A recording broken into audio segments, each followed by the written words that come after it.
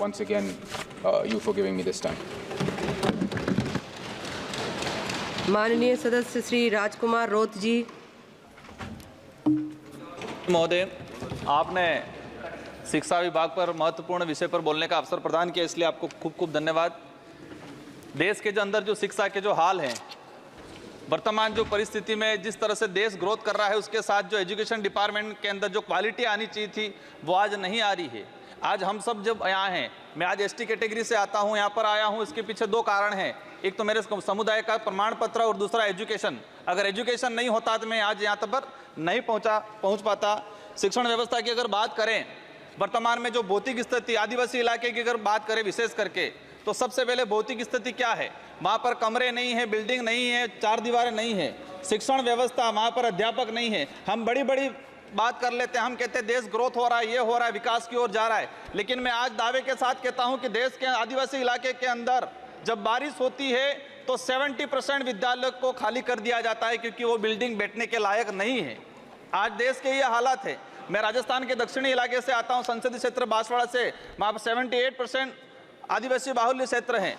वहाँ पर मेरे उस इलाके के अंदर हायर एजुकेशन हो या अपर एजुकेशन हो, उसमें स्थिति ये बनी हुई है कि एक एक कमरे के अंदर, सभापति महोदय, मैं मंत्री महोदय के ध्यान में लाना चाहूँगा कि देश के उस ऐसा कोना भी है जहाँ पर 3-3, 4-4 क्लास के बच्चे एक रूम में बैठते हैं, 6वीं, 7वीं, 8वीं, 9वीं, और हम दावा कर रहे हैं कि देश को गति की ओर, प्रगति की ओर ले जा रहे हैं, अमृत महोत्सव की ओर ले जा रहे हैं। एक कमरे में 4 क्लास के बच्चे बैठेंगे, टीचर किसको पढ़ाएगा? और वो बच्चा डिग्री प्राप्त करके कहाँ जाएगा, क्या करेगा आगे जाके? उसका भविष्य अंधकार में जा रहा है। माननीय सभापति महोदय, देश के वर्तमान के अंदर जो पॉलिसी ला रहे हैं, नई शिक्षा नीति मेरी समझ के अनुसार प्राइवेटीकरण को आगे बढ़ाने का नीति है। इसमें सीधा सा एक ला दिया गया है कि 6 साल का बच्चा होगा वही पहली क्लास में एडमिशन लेगा। देश का कौन सा परिवार ऐसा है, किस समुदाय के कोई व्यक्ति ऐसा है जो 6 साल का बच्चा होगा इसके बाद एडमिशन कराएगा? इस स्थिति में आने वाले 10 साल बाद सरकारी संस्थाएं खत्म होने वाली है। आज प्राइवेट स्कूल में 3 साल का बच्चा एडमिशन ले रहा है, और हम नई शिक्षा नीति में ला रहे हैं कि 6 साल का बच्चा होगा, इसके बाद पहली क्लास में एडमिशन लेगा।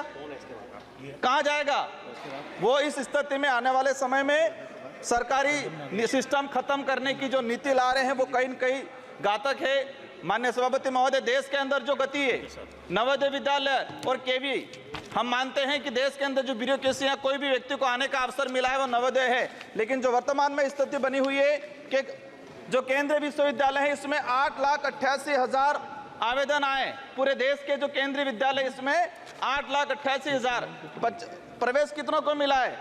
75,703 बच्चों को प्रवेश मिला है। इसका मतलब ये क्लियर हो गया कि 8% बच्चों को ही प्रवेश मिल रहा है।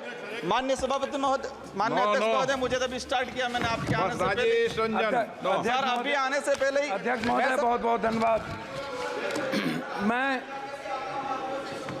मैं आग्रह करना चाहूंगा अध्यक्ष महोदय, सबसे पहले आपको इसलिए नहीं बोलने दे रहे कि